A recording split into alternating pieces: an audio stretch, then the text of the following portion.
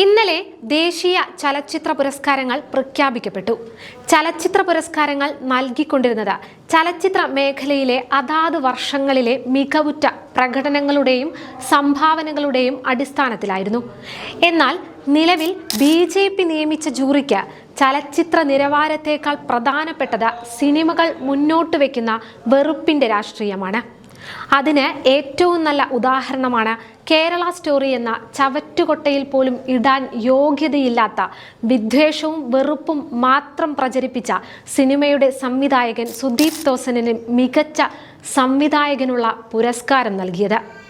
ഒരു നാടിനെ, ഒരു ജനതയെ, ഒരു സമൂഹത്തെ മുഴുവൻ വർഗീയമായി ചിത്രീകരിച്ച വെറുപ്പ് മാത്രം വമിക്കുന്ന സിനിമയാണ് കേരള സ്റ്റോറി എന്നത്. 2 മണിക്കൂറിലധികം വരുന്ന വർഗീയ വിദ്വേഷ പ്രചാരങ്ങളെ സിനിമ എന്ന് പേരിട്ട് വിളിക്കാമെങ്കിൽ കേരള സ്റ്റോറിയും ഒരു സിനിമയാണ്. അല്ലാതെ ഒരു തരത്തിലും കലാപരമായോ രാഷ്ട്രീയപരമായോ കേരള സ്റ്റോറി എന്ന സിനിമ എവിടെയും ഒരു നിലവാരവും പുലർത്തിയിട്ടില്ല.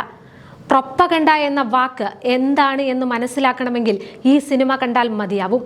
സിനിമ നടക്കുന്നത് കേരളത്തിലാണെന്ന് പറഞ്ഞുകൊണ്ട് കേരളത്തിൻ്റെ ജീവിത യാഥാർത്ഥ്യങ്ങളുമായി യാതൊരു ബന്ധവുമില്ലാത്ത കുറേ വൃത്തികേടുകൾ ചിത്രീകരിച്ചു വെച്ചിരിക്കുന്നതിൻ്റെ പേരാണ് കേരള സ്റ്റോറി.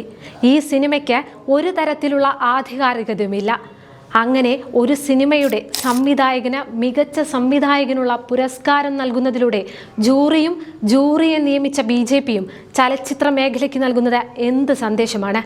കലാപരമായി ഒരു മികവുമില്ലെങ്കിൽ പോലും സംഘപരിവാർ പറയുന്ന വെറുപ്പും വിദ്വേഷവും നിങ്ങൾ സിനിമയിലൂടെ പറഞ്ഞാൽ പുരസ്കാരങ്ങൾ ലഭിക്കുമെന്ന സന്ദേശമാണോ? കേരള സ്റ്റോറി ആദ്യം മുതൽ അവസാനം വരെ നുണ മാത്രം പറയുന്ന, വർഗീയത മാത്രം പ്രചരിപ്പിക്കുന്ന, കാഴ്ചക്കാരിൽ വെറുപ്പ് മാത്രം നിറയ്ക്കുന്ന ഒരു സിനിമയാണ്. ഈ ചിത്രം കാണുന്ന ഒരു മലയാളിക്ക് എവിടെയും അവൻ ജനിച്ചു ജീവിച്ചു വളർന്ന കേരളം കാണാൻ കഴിയുകയില്ല. അതുകൊണ്ടാണ് കേരളത്തിൽ ഈ സിനിമ വളരെ വലിയ പ്രതിഷേധം നേരിട്ടതും. എന്നാൽ കേരളത്തെ പറ്റി അറിയാത്ത, ഇവിടുത്തെ യാഥാർത്ഥ്യങ്ങളെ പറ്റി ധാരണയില്ലാത്ത കേരളത്തിന് പുറത്തു നിന്നുള്ള ഒരാൾ ഈ സിനിമ കാണുമ്പോൾ ഇതൊക്കെ യാഥാർത്ഥ്യമാണെന്ന് കരുതും. കേരളം വെറുപ്പും മതപരിവർത്തനവും അരക്ഷിതാവസ്ഥയും മാത്രം തങ്ങി നിൽക്കുന്ന ഒരു ഭയാനകമായ പ്രദേശമാണെന്ന് അവർ കരുതും. അങ്ങനെ ഒരു പ്രൊപ്പഗണ്ട ഈ രാജ്യത്തെ ജനങ്ങളുടെ ഉള്ളിലേക്ക് കുത്തിവെക്കാൻ വേണ്ടി മാത്രം എടുത്ത ഒരു സിനിമയാണ് കേരള സ്റ്റോറി. ആ ചിത്രത്തിൻ്റെ സംവിധായകനെ പുരസ്കാരം നൽകുമ്പോൾ അത് ചലച്ചിത്ര പുരസ്കാരങ്ങളുടെ നിലവാരത്തെ മാത്രമല്ല, ഇന്ത്യയുടെ ജനാധിപത്യ മതേതരത്വ ആശയങ്ങളെ കൂടിയാണ് ഇല്ലാതെയാക്കാൻ ശ്രമിക്കുന്നത്. കേരള സ്റ്റോറിയുടെ പിന്നണി പ്രവർത്തകർക്ക് പുരസ്കാരം നൽകുന്നതിൽ നമുക്ക് അത്ഭുതം തോന്നേണ്ട കാര്യമില്ല. കാരണം ഈ വൃത്തികെട്ട സിനിമയുടെ പേര് പറഞ്ഞുകൊണ്ട് രാഷ്ട്രീയ നേട്ടമുണ്ടാക്കാൻ നോക്കിയവരിൽ ഈ രാജ്യത്തിൻ്റെ പ്രധാനമന്ത്രിയുമുണ്ടല്ലോ. കേരള സ്റ്റോറിയും കേരളത്തെപ്പറ്റി ആ സിനിമ മുന്നോട്ട് വെക്കുന്ന രാഷ്ട്രീയവും അതിനുവേണ്ടി പറയുന്ന കണക്കുകളും പൂർണ്ണമായും അസത്യമാണ് എന്ന് മറ്റാരേക്കാളും നന്നായി അറിയാവുന്ന ആളാണല്ലോ ഈ രാജ്യത്തിൻ്റെ പ്രധാനമന്ത്രി. എന്നിരുന്നിട്ട് കൂടിയും എന്താണ് നരേന്ദ്രമോദി കർണാടകയിൽ പ്രസംഗിച്ചത്? കഴിഞ്ഞ കുറച്ചു ദിവസങ്ങളായി ദ കേരള സ്റ്റോറിയാണ് ചർച്ച. കേവലം ഒരു സംസ്ഥാനത്തെ തീവ്രവാദ ഗൂഢാലോചനയെ അടിസ്ഥാനമാക്കിയാണ് കേരള സ്റ്റോറി എന്നാണ് പറയപ്പെടുന്നത്. കഠിനാധ്വാനികളും കഴിവുറ്റവരും ബുദ്ധിജീവികളും അടങ്ങുന്ന മനോഹരമായ നാടെന്നറിയപ്പെടുന്ന കേരളത്തിൽ തീവ്രവാദ ഗൂഢാലോചനകൾ എങ്ങനെ വളർത്തപ്പെടുന്നു എന്നത് ഈ സിനിമ അനാവരണം ചെയ്യുന്നു. ഇന്ത്യയുടെ പ്രധാനമന്ത്രിയുടെ വാക്കുകളായിരുന്നു ഇത്. ഇന്ത്യയിൽ ഒരു വർഷം എത്രയോ സിനിമകൾ റിലീസാവുന്നുണ്ട്. അതിൽ എത്ര സിനിമകളുടെ പേര് പ്രധാനമന്ത്രി പൊതുയോഗങ്ങളിൽ സംസാരിക്കാറുണ്ട്? എന്തിനാണ് കേരള സ്റ്റോറിയുടെ പേര് കേരളത്തിന് കേവലം കിലോമീറ്റർ അപ്പുറമുള്ള കർണാടകയിലെ തെരഞ്ഞെടുപ്പ് വേദിയിൽ പ്രധാനമന്ത്രി പറഞ്ഞത്? ഇതെല്ലാം നിഷ്കളങ്കമാണെന്നും അവിചാരിതമാണെന്നും കരുതാൻ മാത്രം നമ്മളാരും മണ്ടന്മാരല്ലല്ലോ. കേരള സ്റ്റോറി എന്ന സിനിമയ്ക്ക് പുരസ്കാരം കിട്ടിയത് ഏതെങ്കിലും തരത്തിലുള്ള അബദ്ധം കൊണ്ടോ ജൂറിയുടെ പിശക് കൊണ്ടോ അല്ല. അത് കൃത്യമായ രാഷ്ട്രീയം തന്നെയാണ്. ആ രാഷ്ട്രീയത്തെ വെറുപ്പിൻ്റെ രാഷ്ട്രീയമെന്നും വിദ്വേഷത്തിൻ്റെ രാഷ്ട്രീയമെന്നും തന്നെ വേണം വിളിക്കാൻ.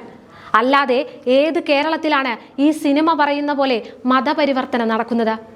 ഏകദേശം ഒരു നൂറ്റാണ്ട് മുൻപ് ജീവിച്ചിരുന്ന അഡോൾഫ് ഹിറ്റ്ലർ എന്ന ക്രൂരനായ ഭരണാധികാരി തൻ്റെ പുസ്തകമായ മെയിൻ കാംഫിൽ ഒരു പ്രൊപ്പഗണ്ട ടെക്നിക്കിനെ പറ്റി പറയുന്നുണ്ട്.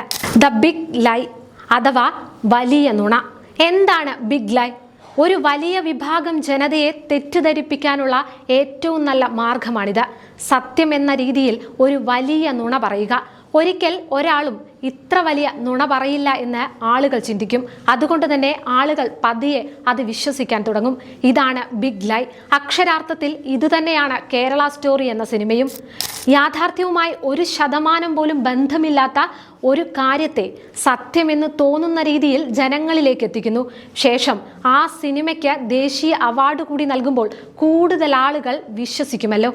ഇത്ര വലിയൊരു പ്രൊപ്പഗണ്ട സിനിമയുടെ സംവിധായകന് ദേശീയ പുരസ്കാരം ലഭിക്കുമ്പോൾ ഒരു ശരാശരി പൗരൻ ആ സിനിമയും അത് പറയുന്ന കാര്യങ്ങളും യാഥാർത്ഥ്യമാണെന്ന് കരുതുമല്ലോ. കേരള സ്റ്റോറിയെ, ആ സിനിമയുടെ അണിയറ പ്രവർത്തകർക്ക് ലഭിച്ച പുരസ്കാരങ്ങളെ എതിർക്കേണ്ടതും ചോദ്യം ചെയ്യേണ്ടതും ഓരോ മലയാളിയുടെയും ധാർമ്മിക ഉത്തരവാദിത്തമാണ്. ഭരണ പ്രതിപക്ഷ ഭേദമന്യേ കേരളത്തിലെ രാഷ്ട്രീയ നേതാക്കൾ ഈ പുരസ്കാര വിതരണത്തെ എതിർത്ത് മുന്നോട്ട് വന്നിട്ടുണ്ട്. BJP മൗനം കൊണ്ട് അവിടെയും കേരള സ്റ്റോറിക്ക് ഒപ്പം നിൽക്കുകയാണ്. അതാണ് BJPയുടെ രാഷ്ട്രീയം. ഈ രാജ്യത്തെ വെറുപ്പിന്റെ കമ്പോളമാക്കി മാറ്റാൻ തന്നെയാണല്ലോ അവർ ശ്രമിച്ചുകൊണ്ടിരിക്കുന്നത്. നമ്മൾ പരാജയപ്പെടാൻ പാടില്ല. നമ്മുടെ നാടിനെ, നമ്മുടെ സംസ്കാരത്തെ, നമ്മുടെ മതനിരപേക്ഷതയെ അപമാനിച്ച കേരള സ്റ്റോറിക്ക് ദേശീയ പുരസ്കാരം നൽകുക എന്നത് കേരളത്തെ അപമാനിക്കലാണ്. ഈ രാജ്യത്തിൻ്റെ മതേതര ജനാധിപത്യ മൂല്യങ്ങളെ അപമാനിക്കലാണ്. ശക്തമായി ഓരോ മലയാളിയും, ഓരോ ജനാധിപത്യവാദിയും, ഓരോ മതേതര വിശ്വാസിയും കേരള സ്റ്റോറിയും അതുപോലെ തന്നെ ഈ പുരസ്കാര വിതരണത്തെയും എതിർക്കണം. പ്രതിപക്ഷ നേതാവ് VD സതീശിൻ്റെ ഫേസ്ബുക്ക് പോസ്റ്റിലെ അവസാന വരി ഇങ്ങനെയാണ്: ക്രൈസ്തവ വേട്ടയ്ക്ക് നേതൃത്വം നൽകുന്ന സംഘപരിവാറും BJP ഭരണകൂടവും ദേശീയ ചലച്ചിത്ര പുരസ്കാരത്തെയും രാഷ്ട്രീയവൽക്കരിച്ചിരിക്കുകയാണ്. വിഭജനത്തിൻ്റെ രാഷ്ട്രീയം നടപ്പാക്കുന്ന BJPയും സംഘപരിവാറും കേരളത്തെക്കുറിച്ചുള്ള തെറ്റായ കാര്യങ്ങൾ പ്രചരിപ്പിച്ച് രാഷ്ട്രീയ നേട്ടമുണ്ടാക്കാനാണ് ശ്രമിക്കുന്നത്. ഇത് വിലപ്പോകില്ല. ഓരോ മലയാളിക്കും BJPയോടും BJP നിയമിച്ച ജൂറിയോടും ഇത് തന്നെയാണ് പറയാനുള്ളത്.